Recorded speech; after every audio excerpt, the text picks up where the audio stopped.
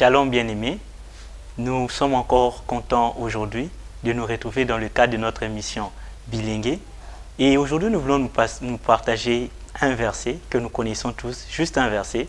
C'est dans Juge chapitre 14, verset 14, qui dit « De celui qui mange est sorti ce qui se mange, et du fort est sorti le doux. » De celui qui mange est sorti ce qui se mange, et du fort est sorti le doux.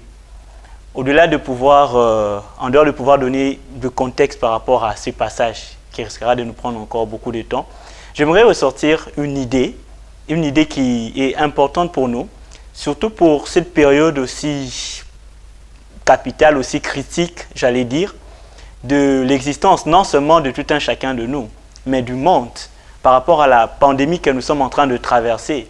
Et au-delà de cela, c'est par rapport aux difficultés que nous pouvons aussi rencontrer. La Bible dit ici que du fort est sorti le doux.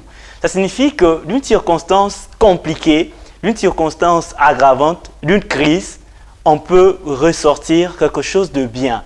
À partir de cette crise que le monde est en train de traverser, nous pouvons tirer plusieurs leçons par rapport à nos vies, plusieurs leçons par rapport à nos relations avec les autres, plusieurs leçons par rapport à notre relation avec Dieu, plusieurs leçons par rapport à notre relation avec nous-mêmes. Quelle est ta relation avec toi-même? Et au-delà de tout, quelle est ta relation avec Dieu? C'est vrai, les temps sont durs. Nous ne pouvons plus nous réunir dans les églises, par exemple. Mais est-ce que tu ne peux pas sortir de ce fort, de ce temps compliqué, de ce qui est en train de manger plusieurs personnes, de ce qui est en train d'emmener plusieurs personnes à la dépression? Est-ce que tu ne peux pas profiter de ce temps pour, je dirais, affermir ta relation avec Dieu? Est-ce que tu ne peux pas profiter de ce temps pour ressortir le meilleur de toi en termes de talent que Dieu a mis en toi? Je ne sais pas, peut-être que Dieu a mis en toi un talent d'écrivain, peut-être que Dieu a mis en toi un talent, je ne sais pas moi, de styliste, peut-être que Dieu t'a créé pour encourager les autres, peut-être que Dieu t'a créé pour présider, peut-être que Dieu t'a créé pour je ne sais faire quoi, mais tu connais très bien le talent que tu as. Et cela passe aussi par une certaine introspection. Regarde-toi, essaie un peu de regarder ta vie. Tu verras que Dieu a mis quelque chose en toi. Et cette chose, tu peux l'améliorer pendant ce temps.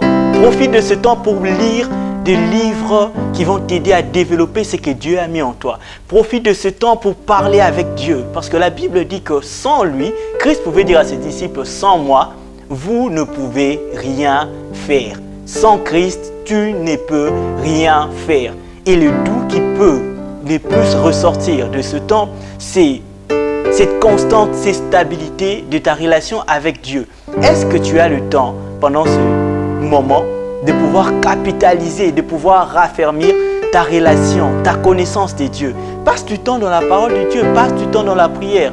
Aie du temps pour te développer. Non pas comme on le voit aujourd'hui avec le développement personnel où l'homme doit d'abord, avant tout, se connaître, mais le développement personnel qui commence par la connaissance de Dieu. C'est en connaissant Dieu parfaitement, c'est en ayant la connaissance de Dieu que nous aurons une lumière sur la connaissance de nous-mêmes. Et cela demande du temps. Cela demande que nous puissions avoir cette concentration. Cela demande que nous puissions avoir cette volonté d'apprendre, cette volonté de développer notre intimité avec Dieu. Alors, la première chose que je te dis, bien-aimé, avant tout, développe ton intimité avec Dieu. Dis à Dieu que tu ne peux rien faire sans lui. Reconnais tes péchés devant lui. Et si tu n'as pas encore donné ta vie à Christ, l'occasion t'est donnée. Donne ta vie à Christ, parce que sans lui, tu ne peux rien faire. Et si tu es avec lui, réellement, du fort sortira le doux. Et de ceux qui se mangent sortira de ceux qui mangent sortira ceux qui se mangent. Que Dieu vous bénisse. Shalom.